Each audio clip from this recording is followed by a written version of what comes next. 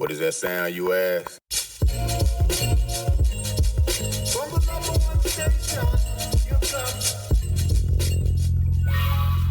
Welcome to the Rec Show podcast, a show dedicated to beatmakers around the world.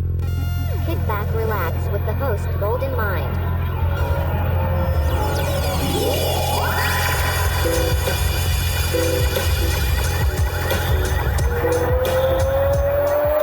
Ladies and gentlemen, this is the main event of the evening.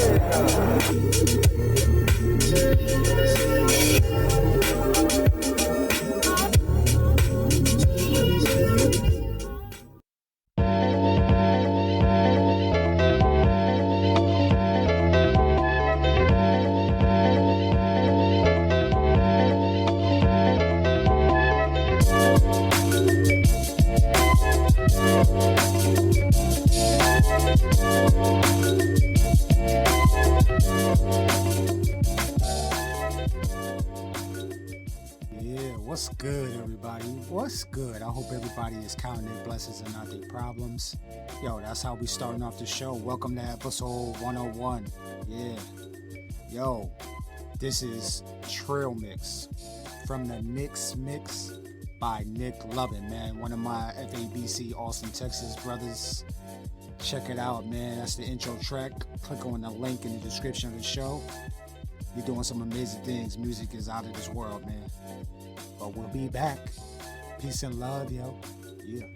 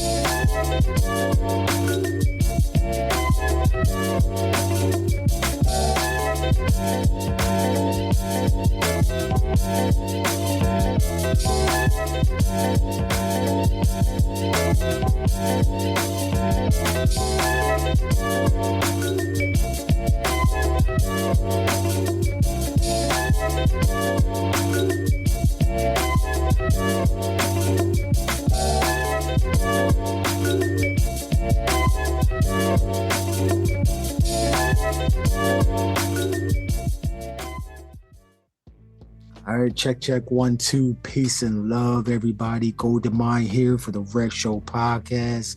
You already know what it is, man. We already over that hump of 100, and we still going up into the stratosphere, man. We got another mutant that's going to be, giving us, his story. What he's about. The beats I've been listening to is crazy. But before we get to this interview, let me go back, man. Episode 100 is official, man. We started at episode 100 with Anthony Church. Anthony _Church 23. Find him on IG. He's the host of the Proven Knowledge podcast.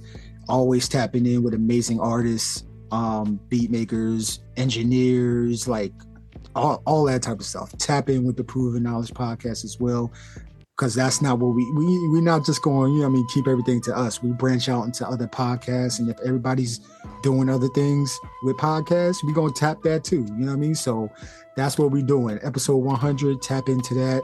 The week before that, or actually about 3 weeks before that, we had Bap Notes Music, a dope band from Sacramento, California, man. So I need y'all to tap in with that as well.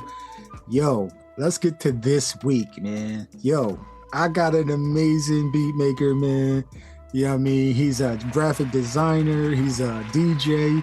He's a skateboarder.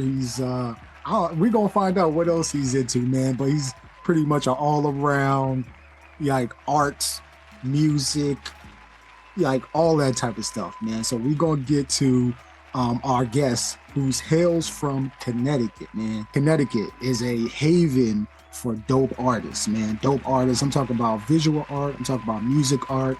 I'm talking about graphics. I'm talking about all of that type of stuff, man. Connecticut is like, I think Connecticut is slept on, man. So I want to welcome the one and only Mark Little to the show. Mark Little, what's good? Welcome to the show, fam. Oh man, thank you for having me, man. Appreciate it. Super excited to talk about some music stuff and all sorts of other things. Yeah, man, yo, allow me to geek out. You know what I'm saying? Like, that's what we do here. We geek out on music and tech and, you know, art and all that type of stuff, man. So, yo, thank you for allowing me to have you on the show. And for the B-heads that don't know, they better slap themselves right now, you know what I mean? But after this, they're going to go in and tap in with you. But for the B-heads that don't know who you are, can you introduce yourself, you know, how you got your name? I don't know if that's your government name or your real name, your stage name, but then also any collectives that you might be a part of as well. Yeah. So Mark Little is my stage name, and it has two meanings. My real name is Mark, obviously, but I'm named after my father, so Mark Jr. And the second meaning is that I'm short, like kind of like Five Dog, like the 5 foot assassin. So it's like kind of a play on that. I was part of a collective years back when I first started making beats called Blackbirds, but then we disbanded. Like I'm still cool with the guys and everything, and they've done their music ventures on their own. So that's kind of how I got started with everything. But I can explain that like in a greater detail. So yeah, just doing all the solo stuff right now, being a beat maker and everything. So yo, man. So yo, we're gonna talk about your history. First of all, the name choice is dope. That's dope. And is it my understanding like you're a military kid as well, correct? yeah. So I branch? never Navy. So my pops was in the Navy for about 30 years. So wow. literally like my entire life, that's all I knew. So I didn't stay in Connecticut when I was born. I lived all over the world. So I was born in Florida, and then I lived in Washington State, Georgia. I lived in Italy for a few years, and then in 2005, I moved to Connecticut, and I've been here for 18 years. So I always say that Connecticut is home to me because it's where I really grown like as a person and how I really discovered music. Like it's where I made the most friends at too. So I went from here to elementary to college, and now working in Connecticut. So yeah, I call Connecticut home. People like to bash on it sometimes because there's nothing to do. There's lots of things to do. I think, like I said, Connecticut gets overlooked because it's between New York and Boston, which you have two major cities, obviously. So Connecticut doesn't get a shine, but Connecticut is really beautiful, man. There's a lot of amazing things that be coming out here. So I'm always going to rep CT no matter what. Amazing, man. Yo, first of all, thank you for serving, because it's not just the military member that serves, it's the dependents as well, man. So me being a Air Force vet, man, I appreciate the children, man, that go through all of that. They go through it too, man, moving from place to place, school to school, got to start all over, man. So yeah, thank you, man. So yo, and thank you, Pops, man, for serving 30 years in the Navy. Sheesh. Yeah, long time. Just something he did after college. He just felt like it was just his calling, and man, just super blessed because even though we moved around a lot and stuff, but I was so exposed to so many different cultures and different ethnic backgrounds and stuff. It definitely shaped me who I am. So I'm super grateful for that. Not a lot of people are able to experience that. So I think if I didn't have that, I wouldn't be the person who I am today for sure. So right. Yeah. If you don't mind me asking, like, what countries were you able to experience during that time period? Italy. It was Italy. I moved there in 2003. So that's the funny thing is that's the same year when I really got into skating as well. I got my first skateboard around that time, and that's when like everything kind of started to trickle down with like this musical journey that I'm still a part of now. So those are like the origins from that. And wow, like Italy was just it was beautiful, man. Like I still remember it like to this day. Just beautiful weather, like small island, but it was amazing. Like I was able to go to Germany for a little bit and visit Rome. Like it was great. I want to go back to see like where I live, how it looks now and stuff. But you know how it is, life gets busy. So Yeah, man. Yo, and for my listeners, man, all the mutants that listen to the show, man, listen, travel around the world, man. The world is so much bigger than just the United States of America, yo. Trust me. definitely. Man. So, you know, I did. That's the only place I didn't go, and I wanted to go to. It was to Italy, but they got nukes up there. I ain't messing with them. But yeah, man. So okay. Well, speaking of how your music journey, man, how did you even get into creating music and making beats, and then even starting to perform it as well? Wow. So yeah, we're gonna go all the way back. Yeah. So, so when I lived in Washington State at the time, I was about 4 or 5 years old, and my father has a really good friend in Oregon. So we did like a weekend trip or whatever, and he had an older daughter that was into like music, video games, and all types of stuff, and she had a PlayStation 1. And she puts this one game in, and it was a Tony Hawk Pro Skater. So that was like the first time I saw skateboarding and everything. But not only that, with the game's also notorious for its soundtrack and stuff. So when I first heard the music, I was like, whoa, this is crazy. I didn't know what it was. All I know is it was really cool. And then I moved to Georgia in 2001. So I was around 6, so like a year or 2 later. And I got the game. I got Tony Hawk Pro Skater 1 and Pro Skater 2. Meanwhile, like my parents, they would play all different types of music around the house, especially with R&B and jazz and rap. So I'm getting feeded all different types of music from my parents. And then playing the game more, I'm discovering more music. So I'm learning about different genres like rock, punk, hip hop, dance, you name it. So everything. And then that's kind of when I really got inclined with music. And then in 2003, I moved to Italy, like I mentioned before. And then that's when I really started to skate.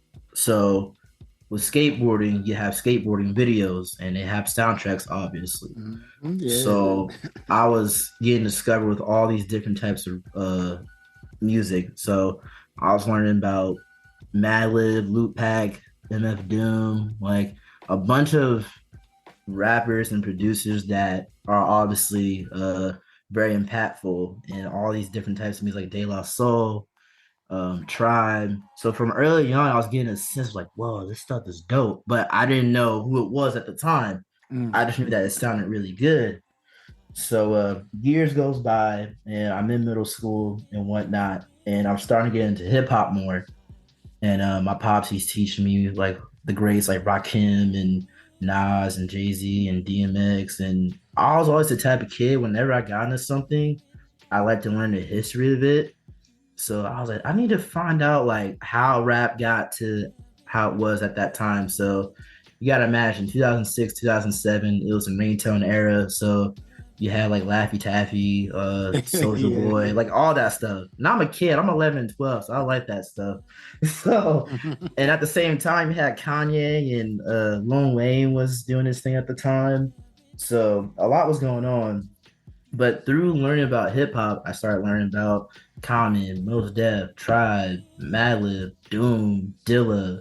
And when I learned about Dilla, Doom, and Madlib, like the 3 gods basically, it blew my mind because I'd never heard music like that before, especially how it was sampled and the different sounds that they would use and how they would rap and how creative they were. It was mind-boggling. Something like clicked in my head like, yo, this is the illest thing I ever heard in my entire life. And then I heard DJ Premier and Pete Rock, and I was just mesmerized by it because I was like, whoa, like how come no one be talking about this or whatever? And I realized it's such a cult following or whatever that people really hone that type of rap down. So I was more so into production than the raps. I love how the sample sound and the instrumentation and everything. So I was like, dang, how did they do that? Me being a nerd, obviously, started searching more, started learning that these producers will have beat machines or make their beats on the computer, and just learning about like the SP and like the MPC 3000, just geeking out like, wow, like they're able to make all this stuff on this big machine, you know? So eighth grade that summer, I got FL Studios Fruity Loops, which I still use to this day. Shout out to FL gang. Yes. That's the thing right there. So I started learning on Fruity Loops, and obviously you got to learn how, you know, to make beats and stuff. So for a long time, I was learning how to make beats, but I didn't really tell a lot of people. I was always the type of kid that always kind of kept things kind of to myself and whatnot. So I was learning for a few years, and then in high school, I started getting a little bit better. And then I met this group of kids, and then we started like a small collective called Blackbirds. And a really good friend of mine, his name is Tyreek. He also goes by Team Winnie Kid, great producer, great friend. He essentially taught me how to make beats, like how to chop samples, how to arrange your beats, and like look for what's good in melodies within sampling and everything. So it took years to kind of get down and master that craft. But I would say probably like when I was in college, maybe 2016, 2017. I know I'm like gapping years and stuff. That's when it like really clicked. And the beats that I make now, it just kept progressing more and more and more and more. And it's been like that for the past 5 to 6 years now. And man, what a journey it has been. Of course, I've had my ups and downs and everything. But I would say what really took it over the edge is that after one of my older albums called Alternative Black Boy, which came out in 2019, that's when I started wanting to get the SP404 SX. And I was super inspired by DIBIA E, who's an amazing beat maker and Knxwledge and mind design, and just there's such and Flying Lotus, and there's such a whole crew of beat makers during that time. Ras G, rest in peace, who used the SP404 for live performances. And I was like, dang. I was like, my beats sound like that, but imagine being able to live mix and perform live with that machine. So I remember thinking to myself, like, I'm a broke college student now, but when I have the money, I'm gonna buy it. And it was probably the height of the pandemic when I had the money, when I got it, and that literally changed everything. Once I got the SP404, I was like, okay, now it's finally time to do what I gotta do. In the past 3.5 years, it's been an amazing journey, being able to perform all over New England, in New York and everything. Like, wow, it's speechless. I don't really have words for it. So yeah, that's basically my musical journey. I know that was such like random time gaps and stuff, but that's like good. Explained it. Yeah, you good, man. Yo, listen. So that was your when you got the SP44SX, right? That was your level up moment. Pretty much, yeah. What is it about the SP that, it seems like once a beat maker, music producer, composer gets that tool, it's like another level up, man. What is it about it? Because I feel the same way about my SP. I never dealt with an SP before until last year, actually. Oh wow, that's awesome. Yeah, man. I don't know, man. It's just one of those things where like the rawness and the creativity of this, of what you can do with the SP is just amazing.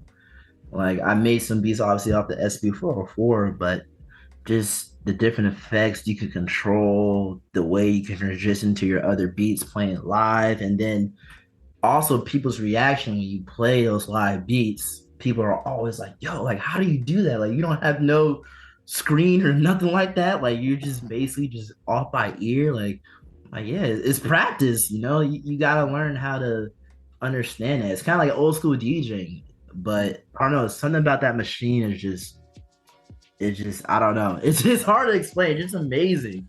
Um, I just knew that if I was gonna go in the direction that I wanted to be, I knew that getting an SP would help a lot, and it's been helping seriously. Like I don't think if I didn't get an SP, I would not be in the position where I'm at now. I think things still could have been working out, but without it, yeah, none of this would really transpire and manifest the goals that I wanted to achieve. So, Yo, thank you for persevering through your, the down times, because, as creatives, man, we start something and we go full force, full head into it.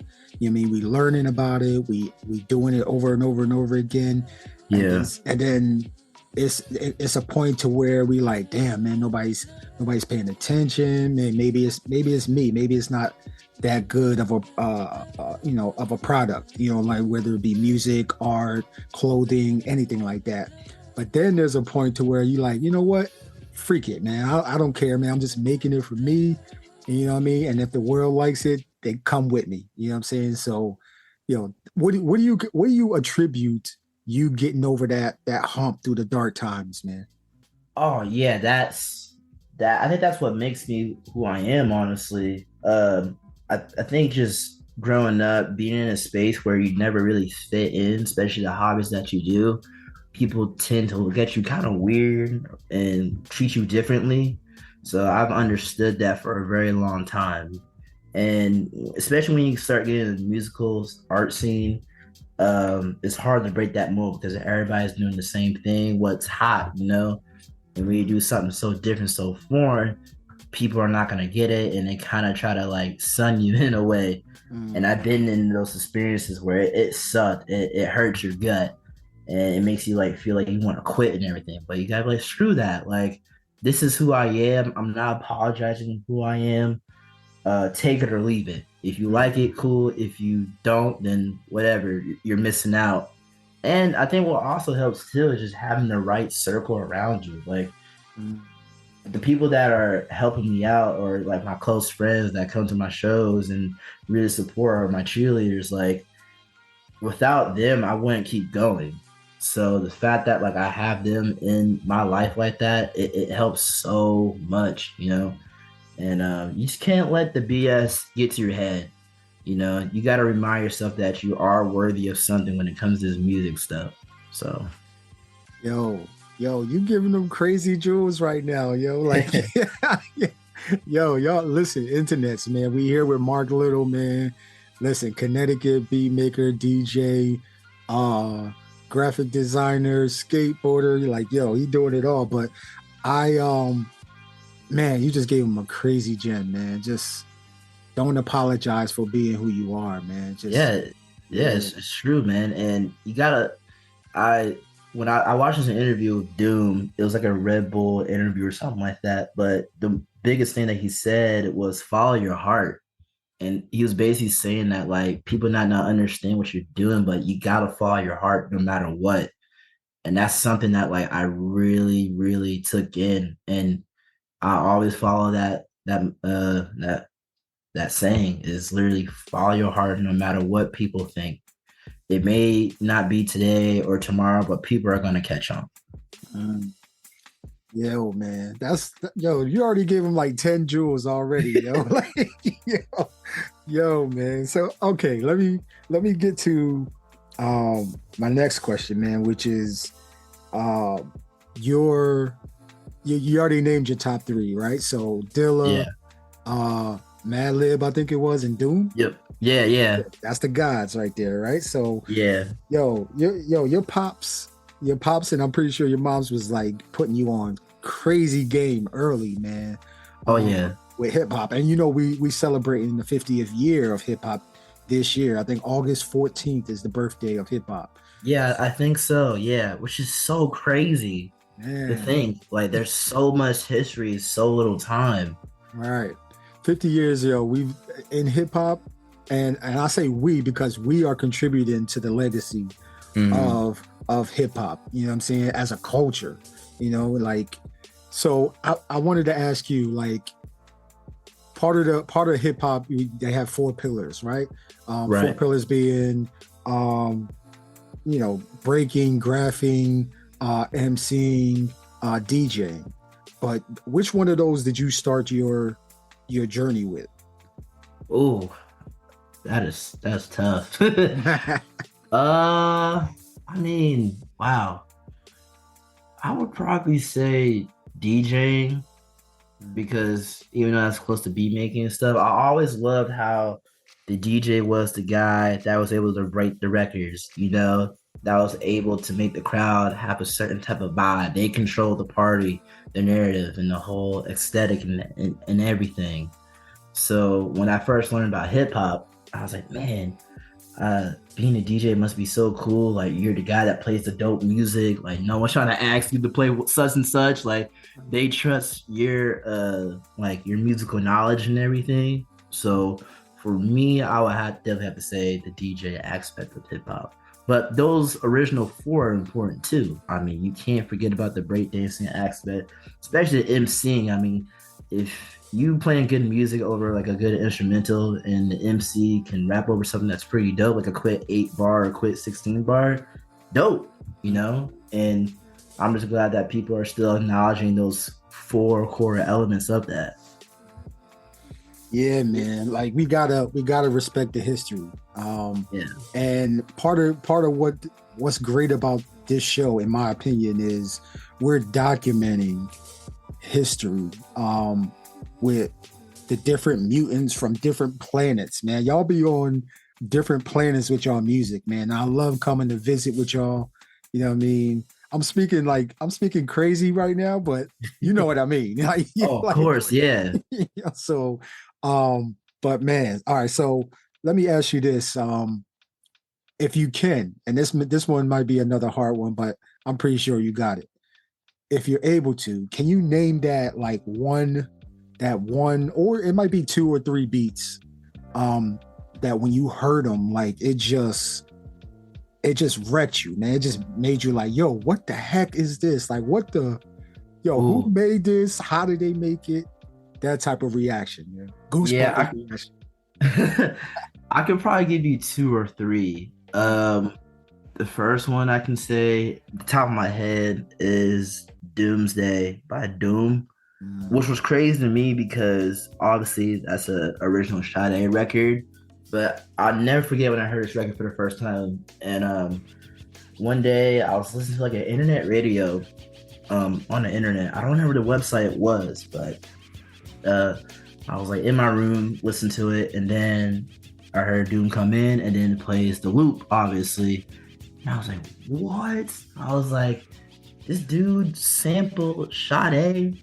And I remember like it had his name, like MF Doomsday, and I wrote it down on like a piece of paper, and I looked it up the next day on YouTube, and I looked at the instrumental, and literally I had that beat just looped for like no BS, probably 30 minutes to an hour, because what I was hearing was insane. I've never heard drums like that before, and how can you incorporate a sample like that? It was wild, and also my pops is a huge Sade fan, so that's like a shout out to him. Mm-hmm. Another beat that I went crazy over is Freeway is What We Do. I believe Just Blaze produced that one. Yeah. And I'm a huge Just Blaze fan.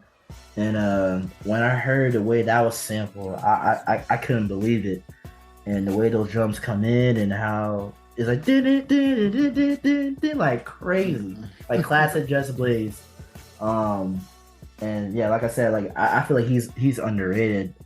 It's cool that he still gets to shine and everything, but I feel like he doesn't get his flowers enough. Like, bro, that's Just Blaze. Like, what he did with NBA Street Volume 2, like all the beats he did that for. Like, come on. That's crazy times. Yeah, man. Like the late, I want to say the late 90s and then 2000s, from 2000 to 2010, 12. Somewhere around there. Like, yo, him, Kanye, like they were killing the game, yo. Like, seriously. Man. Oh yeah, and I can't forget not Nerd, but Pharrell and Chad, man. They're on a different level too. Like, those guys were amazing. Like, that super producer era, it was just beautiful. It's a good time for hip hop. And then the last beat, I would say this is tough because there's a lot of songs in my head. I can't even choose right now. I'm thinking hard. I don't know which one to choose. Mm-hmm. This would be a wild card. We Gonna Make It, Alchemist. Like, that sample is cold. Obviously, Jada and Styles P are two of my favorite rappers. And Alchemist, he's just an alien. Like, you just find the illest samples, the illest loops, and that one just worked. You know, even the original version of that sample is super dope. Like, beautiful, beautiful. So those are my three I can think of right now. I can say like 50 if I wanted to, but top of my head, those are like three beats. I was like, whoa, this is crazy. So yeah, man, we gonna make it. How'd that start off? Oh, it started off with the trumpets. Yeah. Mm-hmm. Like, typical Alchemist fashion. Yo, he was making anthems, man. He really was. Oh my gosh, man. Oh man. Okay, listen, Alchemist. If you at Just Blaze, yo, if y'all ever listen to this show, man, yo, we giving you your flowers, y'all. Yo, man, y'all have inspired so many of us to create music, man. Maybe, you know, we kind of copied you a little bit, but then we find our own, you know what I mean, our own little sound that we can do. But yo, from what y'all do and what y'all have done, man, y'all flowers, you know how people be on stage after a play and they throw flowers up there. Like, like that's what we would do, man. Just keep throwing flowers up there, man. Yo. Okay, so my next question, man. We already know that you are like 4 beast. You know what I mean? Seen a couple performances that you've done. One recently, man. It was a big stage where you were, man. Was it Scene Sounds Festival? Scene Sound Festival, yeah, that one, man. So what was that festival, first of all? And then what was it like performing there? Oh wow. So Scene Sounds is a yearly festival that's done by my guy named Trey Moore. He's another Connecticut artist, super talented guy. Like, I call this dude a Renaissance man because he can just do everything. It's basically a bunch of artists, mainly Black artists, that are able to perform their music. And there's like smaller stages, like with different bands, different vendors, and also incorporated with skateboarding culture. And this was the second year, and I've known Trey for a while. I met him last year at a Go Skate Day event that I was DJing at in New Haven, Connecticut. We chopped it up, became really good homies, and from time to time, like, we'll see each other and stuff. And then one day, it was like early spring. He was like, "Hey man," he was like, "What you doing on the 404? It's really dope." He's like, "I think people need to see what you really do and really experience your live sets, man." And he was like, "Hey, I want you to be part of the festival." I was like, "Of course, yeah." So that happened on July 1st. It was 2 Saturdays ago, actually. Wow. Seems longer than that. And had a quick little 25-30 minute set, but man, it was dope. A lot of people were engaged and everything. It wasn't like people were standing where I was at, but people were just in their own space. They're like bobbing their heads and everything, like really feeling the vibes. And then when I started playing like the remixes that I make, like I played this one Mary J. Blige flip, and people were like, "Whoa, this is crazy." And then like I played a Rihanna flip, and people were really bugging out about that. And it was awesome. Like after the show, a lot of people was like, "Yo, like I gotta follow you on like social media." Like, buy like a CD from you and stuff, which I'm like still getting used to. So I'm still kind of like a low key dude. So like when people be like, yo, like that shit was kind of crazy, I'll be like, whoa, like thank you, I appreciate that. You know, I just be in my own world. You know, I don't be thinking like the bigger picture. Like I'm still a regular dude that just loves music at the end of the day. So just the amount of love and appreciation that they have for that really meant a lot to me.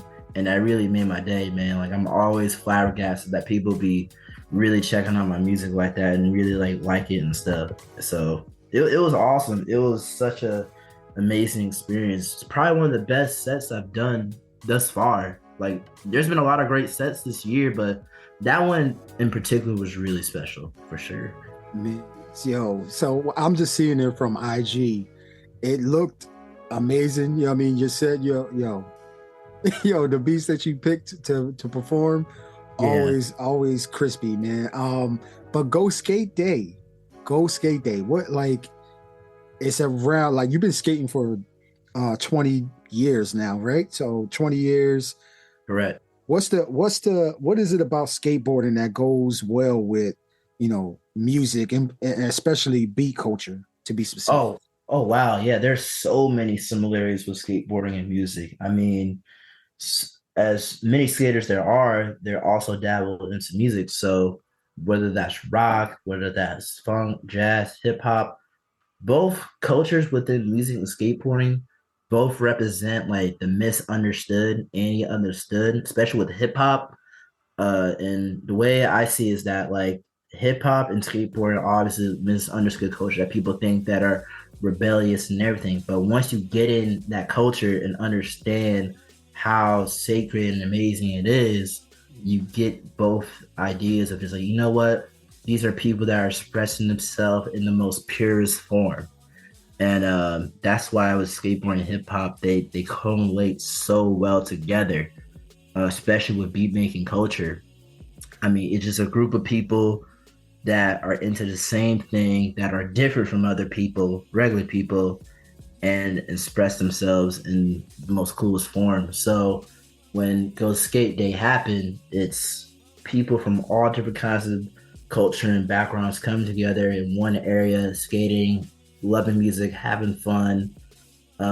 Just peace, man. Literally. I know that sounds corny, but like it's literally just peace. And the fact that I'm able to do two things in one space that I love the most, it's a dream come true. Because that's all I want to do is play my music or just play music in general in front of skaters that I really love and that are my friends, you know? And the fact that I'm able to do that now, it's a blessing. Like I can't complain. Like I'm truly grateful for that.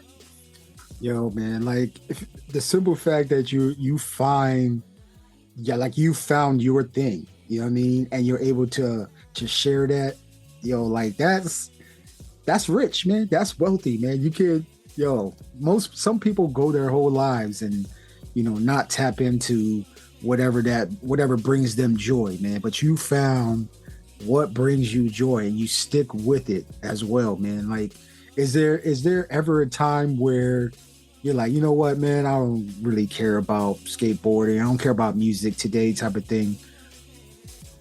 I mean, I feel like I go through periods. Maybe when I was younger, you know, I didn't care about skating as much because maybe around my mindset around that time around my life wasn't the best, you know. But I feel like now, being at the age where I'm at, I'm 27, actually be 28 tomorrow. I'm not scared of shit with my age. Hey, happy birthday, man.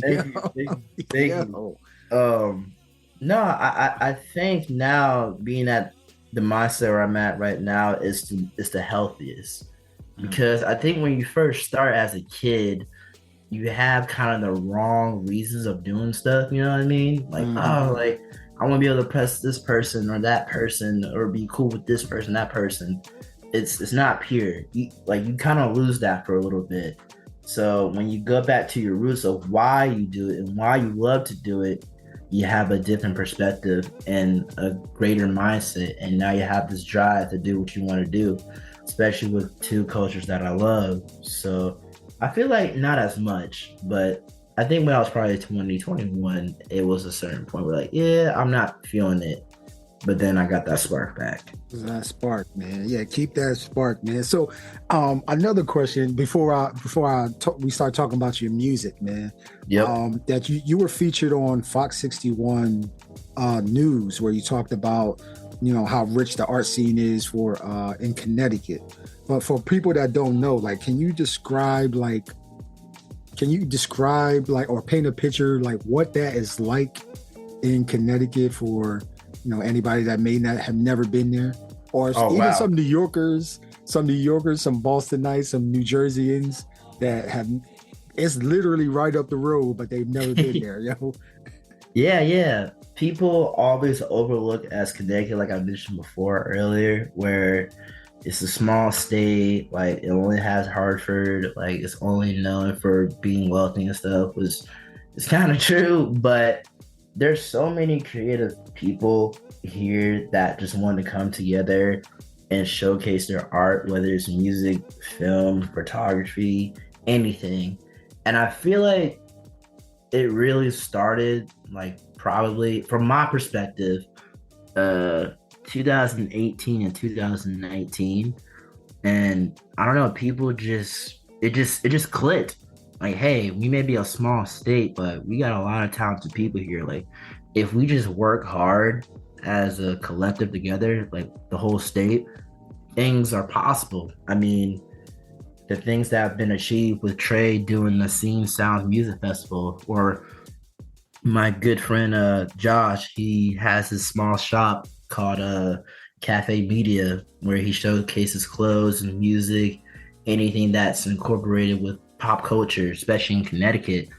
Or my good friend Zoe, who has a magazine line called Connecticut, where it just gives certain artists and creatives a space where they can showcase their work, a safe space too.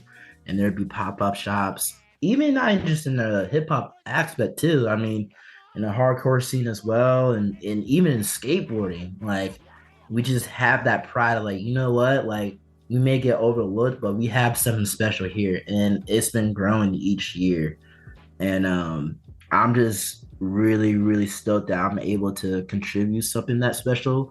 You know, I'm just a dude that just love to chop beats, man, and play samples and stuff. And the fact that people are so welcoming of me to be able to contribute for that and stuff, it's cool, because I never thought that it could get to this level right now. So it's a beautiful thing to be like, you know what, I'm part of something that's special.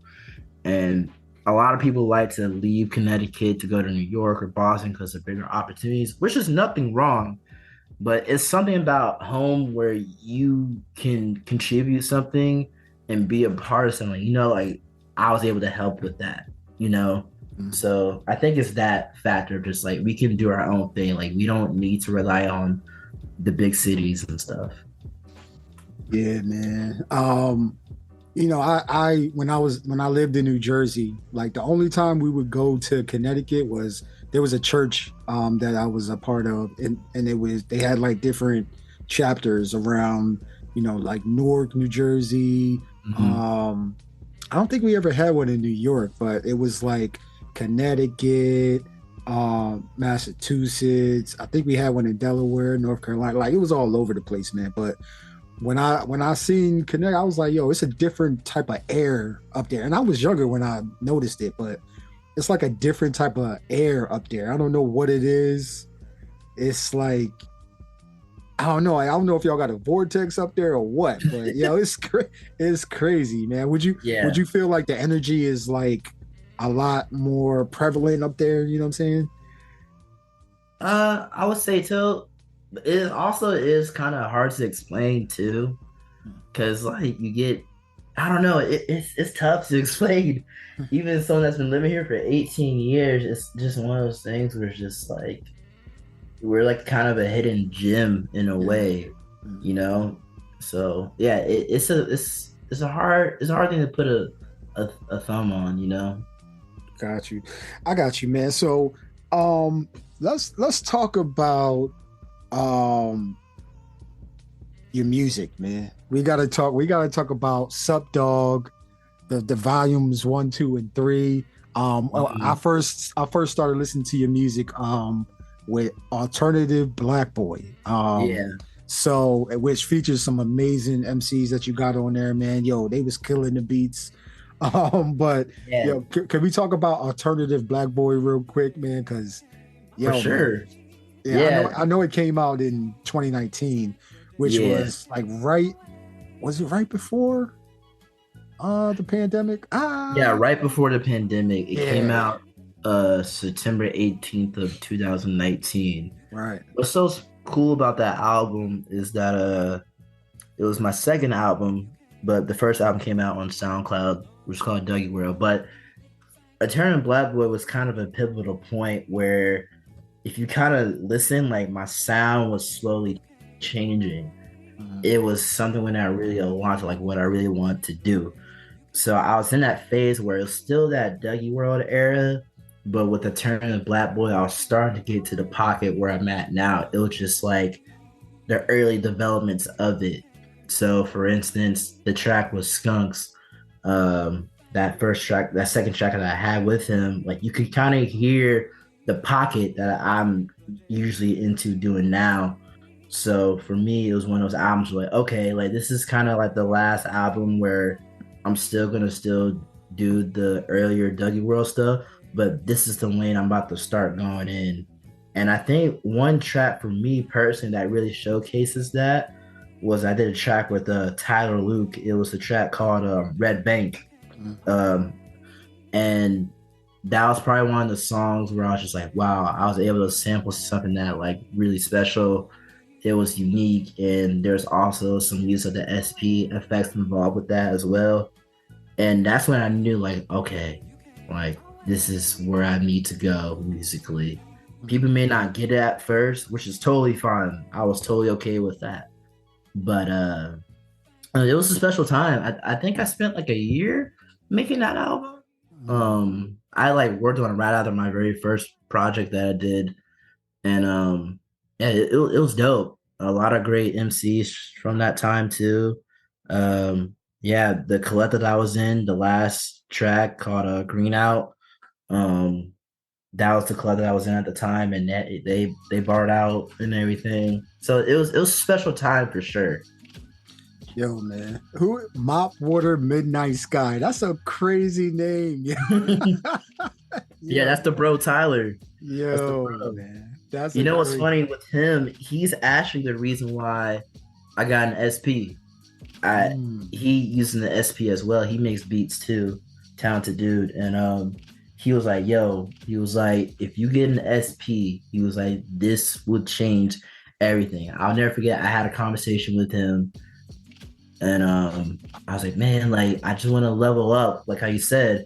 And he was like, bro, he was like, you know what'd be perfect for you? He was like, SP404. He was like, cop it. He said, when you have the money, get it. So he was the main factor of that. So I always give him a thank you, like, dude, like you have no idea how much that changed my life, man, for real. So yeah, that's the bro though. Yo, what's his name? Well, his real name is Tyler Luke, and he's actually the graphic designer as well. And he's done like music festival before too. Like he did his, what was it, Juice Factory 3 in like in our local area last year. That was super successful, and I was able to play some beats for that. And like I met all of his friends and stuff. He's based in New York, so yeah, he still goes up under that name too, Mop Water. That name is crazy. I'm like, bro, that name is crazy. Yo, he's a dope dude though. He's super creative. Yo, man. So, yo, amazing album. For your first one, man, or your second one rather, Alternative Black Boy, available on Bandcamp right now. But yo, let's talk about this Sub Dog volumes, man. Volume 1, 2, and 3. Listen, the first one called Loops, second one is just volume 2, and then Sub Dog 3.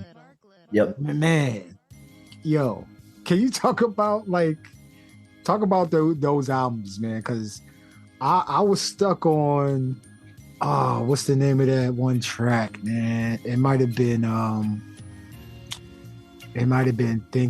Thinkaboo. It might have been Thinkaboo. I was stuck on that the one Stevie too. Wonder sample. Man. Think About You. Yeah. Wow. Yeah. So the Subdog series is basically a series where I just had short, a minute to minute 30 loops that I really like making. It took about, because while I was like doing other projects, I was working on that stuff for about probably maybe like 3 to 4 years. I was just stacking up a bunch of beats. I knew I was gonna do something with it, but I wanted to wait the right time for that. So when the time was right and I felt like musically and I was getting more established and people were starting to know me a little bit more in the local area, I was like, you know what? It's time to like release some of this stuff. So yeah, the first one was just strictly loops, just simple, chops and everything, nothing too crazy. And then I came out Subdog 2 the same year as well, because Subdog 1 came out wow, I have a terrible memory, in February. And then Subdog 2 came out in the summertime, June, July time frame. And Subdog 2 is the one where people really started to notice, like, oh, okay, like this dude has his own style, like he's doing his own thing and stuff. And half of it was made with FL Studios, and half of it was also made with the SP. But with Subdog 3, that one's like my baby. It's the last of the series. And then 2, I wanted to have a certain theme. So I always wanted to incorporate it with skateboarding, which I love. But I was like, I have to do it at the right time when it feels right and stuff. So with Subdog 3, everything that's incorporated in skateboarding related, whether it's the name, title, the visuals, the music videos that I make, everything is skateboarding incorporated. Like there's certain gems that skaters can know, like, oh, I know what the name title he's talking about with that. It seems random to someone, someone that doesn't know about skateboarding, but to anyone that's within the skateboarding realm or knows something about skateboarding, they know, like, oh shoot, like Secret Tape. It's the Secret Tape from Tony Hawk Pro Skater. Or Gino's Push is about this pro skater named Gino Iannucci, or The Reason is a famous skate video that Stevie Williams was in, or City Stars is Kareem Campbell's skateboard company, like little gems like that. And I really wanted to make sure this was the most cohesive, the most focused, just everything. I just wanted everything to lock in with Subdog 3. And man, the reception, people were like, what? So I did a special show for that. I did like a special show at my local skate park at home, and I just played the entire album. And like a bunch of my friends came through, like my family came through. It was special. And then Subdog 3, like ever since it came out, like the momentum for it is something that I've never seen before. So it's just one of those things, like, holy shoot, like people are really catching on. People are like really liking the album and everything. So yeah, if I had to choose my favorite one, I'm just gonna be biased and say Subdog 3. Sure.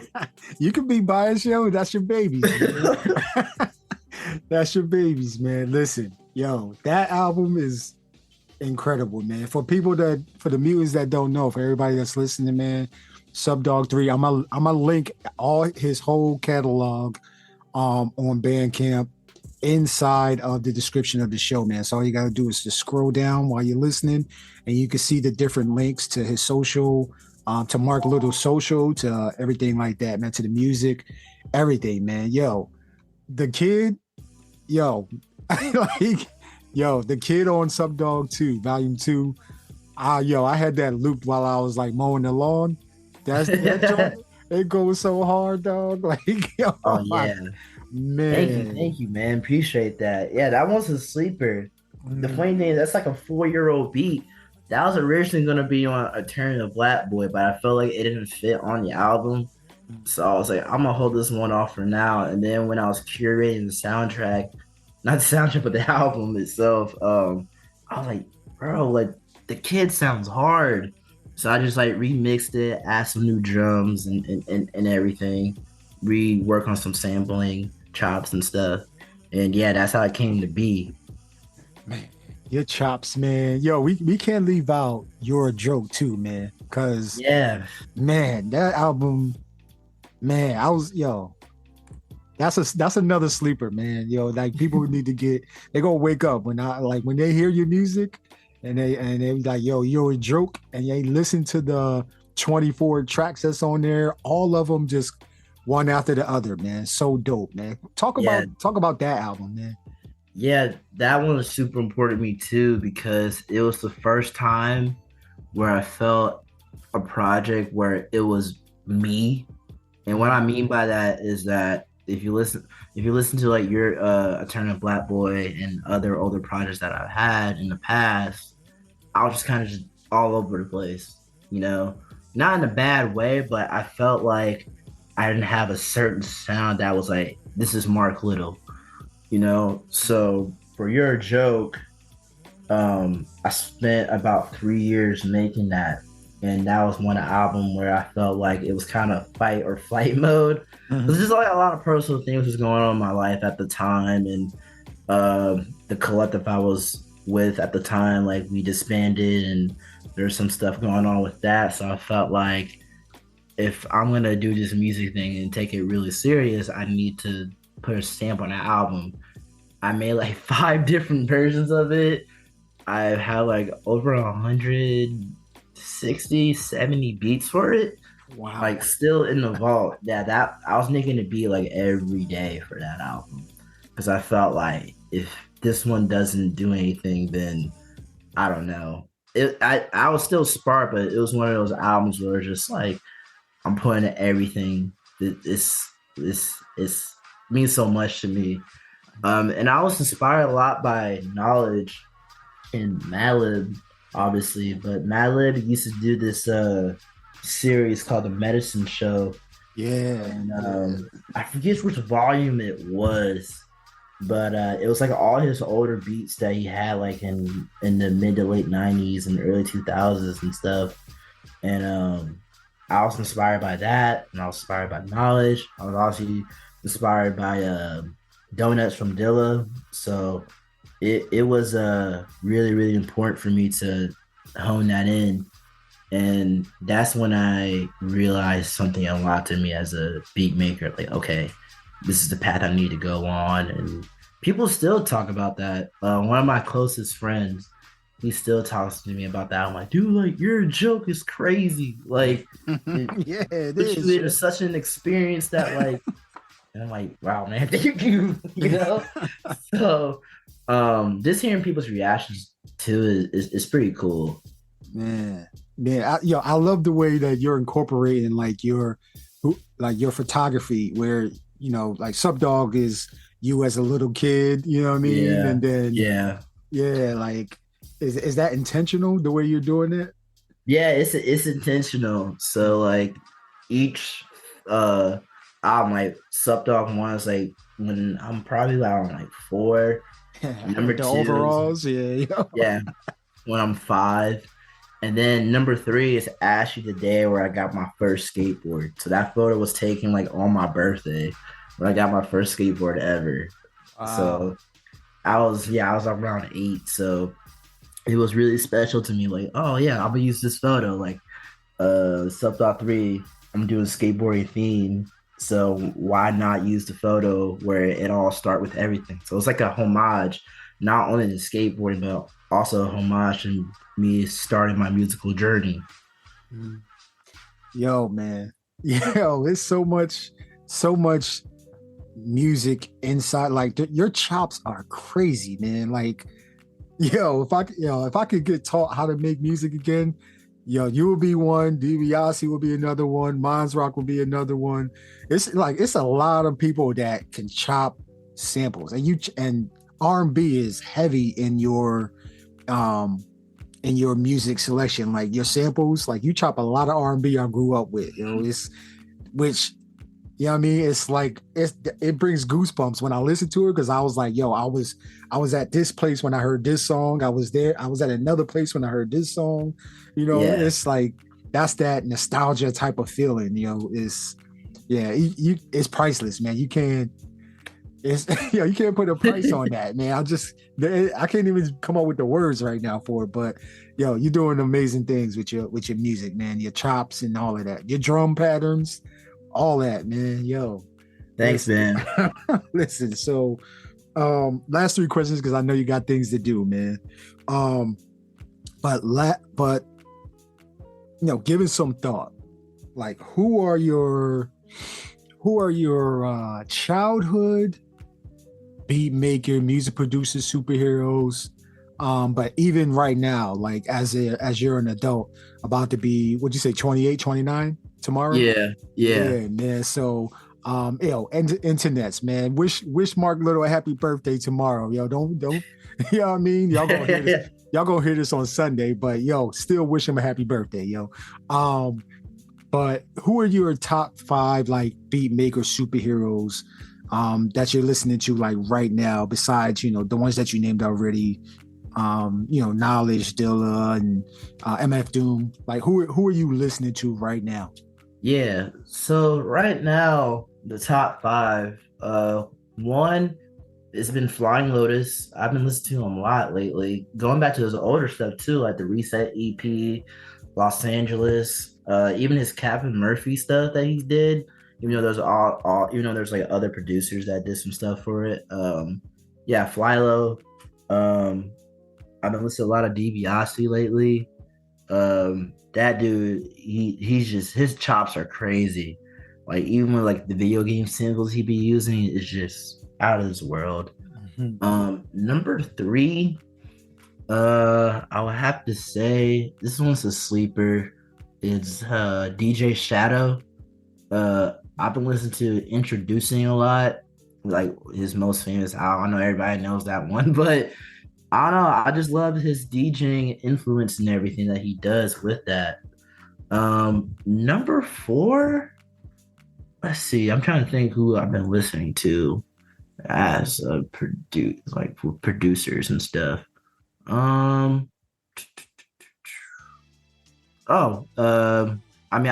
put him as a producer. Roy Ayers, he's a big one. Yeah, Roy's always been amazing. And number 5, this is a wild card. I'm just trying to think off the top of my head, like what I've been listening for the past week. Teddy Riley. I mean, the new Jack Swing stuff is pretty awesome. I feel like he doesn't get enough credit, and my dad is also a huge fan of that stuff. And for a bonus one too, just a bonus one, RZA. I've been listening to a lot of the solo Wu-Tang albums, like Raekwon's Built for Cuban Links and Ghostface Iron Man. People don't talk about how crazy he went for those few years. Yeah. Like RZA is insane as a producer. Even the Gravedigger stuff, like it's fire. Yo, man, Teddy Riley, he definitely, like, man, so many styles were birthed off of what he was producing at that time, man. Like, Greed. It's so crazy, man. It's so crazy. RZA, same thing. You know what I mean? Like, for him to produce the entire solo albums of like Method Man, Ghostface, Chef Raekwon. Yep. Who else? ODB's album, man. The whole Wu-Tang album, man. Like, yeah, like, man. For like a good 2 to 3, 4 years, like he was just on one. It was crazy. Man, amazing. You can't go wrong with none of the picks that you just picked, man. So, I'm glad I got to ask you that.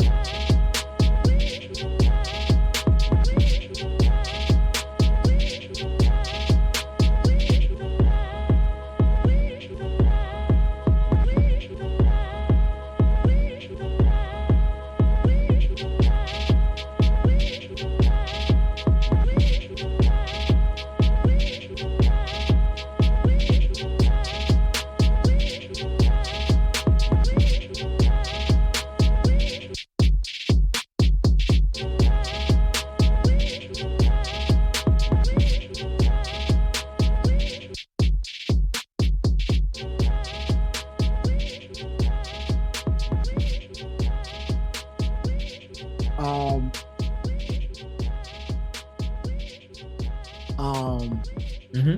Before, I mean, well, you've been in music for what, 10 years now, maybe 10 I would plus say years? so. Yeah, 10 plus years. Yeah. So what's the one thing like you wish you knew before you even started creating music? As corny as it sounds, there's no rules.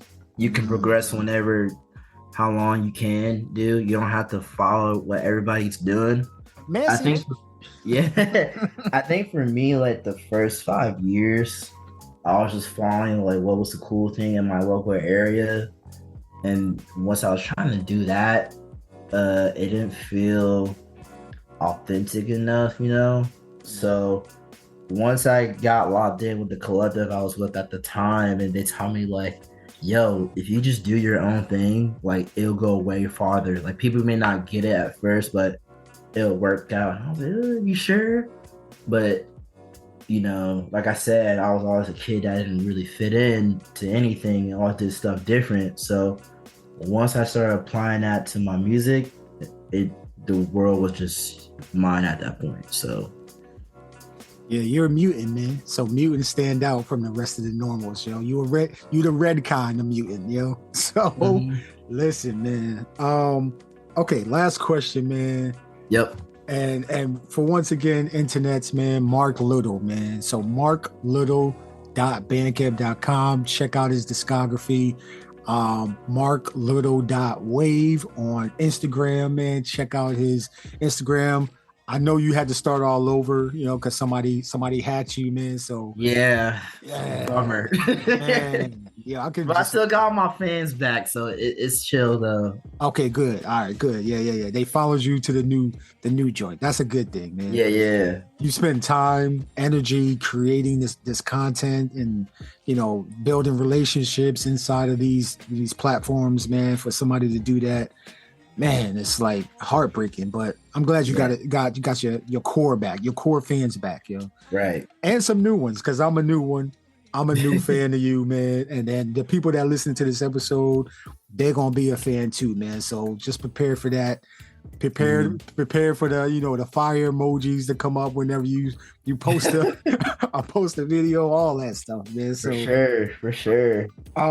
Okay, last question, man. Mark Little, man. So what should the internets look out for from you and the rest of 2023? You know, how can the internets tap into you and what you're doing? Well, like you said before, my Instagram is marklittle.wave. So this whole summer right now, like I just been doing shows and DJ sets and stuff like that. So I got a bunch of shows coming up in the month of July, and then as far as music, I'll probably be releasing some like remixes, some flips, like once a month. So recently, I just released on my SoundCloud a Mob D flip I just recently dropped. It was oh man, I'm blanking on the original song. That's a shame. But yeah, like each month I'll release some flips, some remixes, some throwaway beats that I've had in the vault on my SoundCloud. As far as working on a new project, there is something brewing, you know, but I don't want to spoil too much, you know what I mean? I kind of want to keep it low key. Okay. I am putting like some final touches on it, but it won't be a while till it's like release. So I am working on some stuff for sure, working on some stuff with some other artists in my area and people around the country and stuff. So I got some stuff brewing. Okay, I got you. I saw on the TV interview you had a CD of Subdog 3. Yeah. Do you have like cassettes and CDs? Yeah, I have a bunch of copies of CDs and stuff. I actually made a post of that because I haven't yet. I just post on my story and I just sell them at shows and stuff. So yeah, right now I have a bunch of CDs that people can buy. There's only $10, you know, nothing too crazy. So yeah, when this interview comes out, yeah, just send me a DM and yeah, I got you guys. So yeah, man. Yo, Mark Little, you know what I mean? Beatmaker, you know what I mean, digital artist, man, skateboarder, DJ, like a well-traveled man. You know, he's seen some things, different cultures and everything like that, man. I want to thank you for allowing me to spotlight you to the rest of the, you know, the mutants across the multiverse of beats. Thank you for your time. Thank you for your music, the music that you put out, man. Because like, I got to go back into my Bandcamp. I got to add you to my not the wish list, but when you buy it, my catalog. Yeah. So because right now, for the internets that don't know, everybody that I've like interviewed, like I've kind of got a piece of their music, and you can see my whole Bandcamp catalog on my website, man. Go to mybeats.com, check it out. That's where the Rec Show podcast lives now, man. So tap in previous episodes, all that type of stuff. But Mark Little, man, it was an honor chopping it up with you, talking about you and your music and your musical journey. Thank you. And yo, this is only part one. There's gonna be another. That's why I put part one, because I know it's gonna be another part coming up, yo. For sure. You know And again, man, thank you for having me on here. I'm super grateful to be able to talk to you about my music. I really don't be doing interviews like that, like, because I'm just like nervous and stuff, but it was cool to like geek out on music and stuff with somebody. So again, I appreciate you, dude, for real.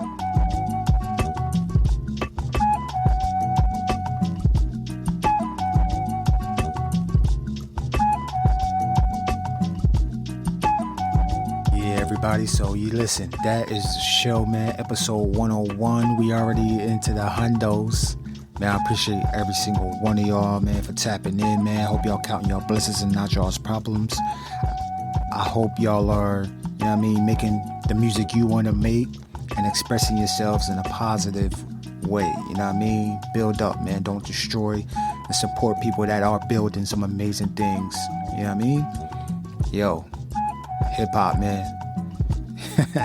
50 years, man. 50 years, man.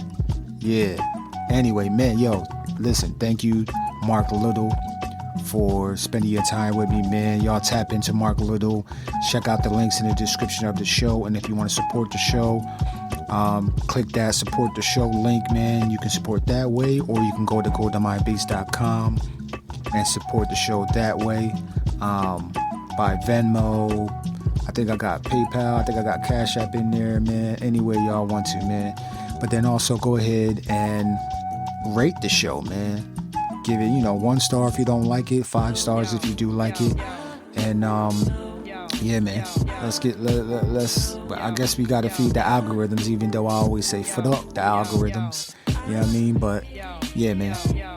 That's what we doing, yo. So yeah, until the next one. Some new albums are coming out right now, man. I got this new album called Yikes that's coming out real soon on the website, man. And then I got some hard copies too that I've been creating, man. Thanks to Pressing Matters. We did an amazing show on Friday. Beats and Beers, man, Austin, Texas. Yo, we showed our ASS for real, man. Yo, man. Yo, amazing, man. But yo, y'all tap in with us. Follow on Instagram, follow on Twitter. Go ahead to the website as well and follow that way as well, man. I appreciate you, mutants. Peace and love, yo. Pow, pow, pow, pow, pow, pow, pow, pow, pow.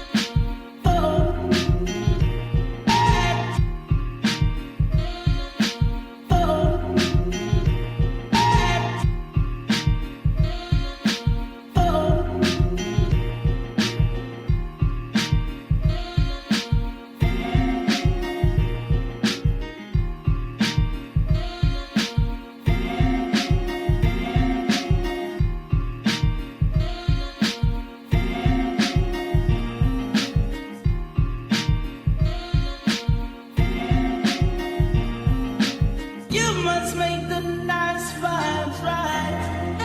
No need to fuss, no need to fight. If you didn't walk back, will stay far.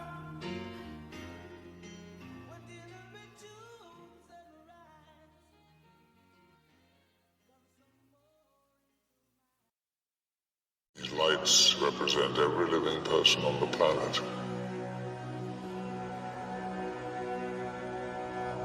The white lights are humans.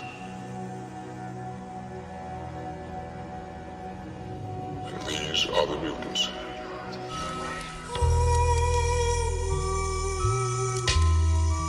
They tell like younger kids or other producers like that's cheating, you can't really be separate, but bro, like when it comes to this producing shit, you can do whatever you want. You've been listening to the Rec Show podcast. Be sure to subscribe, like, and leave a comment. Remember 3 things. Believe in your music. Take care of your mentals. Become the best version of yourself. Until the next one, Golden Mind signing off. Peace and love, yo. To be the best, you got to work overtime. To be the best, you got to work overtime. These young boys getting better. This is not like the NBA where you can retire. Like this is, you have to keep going.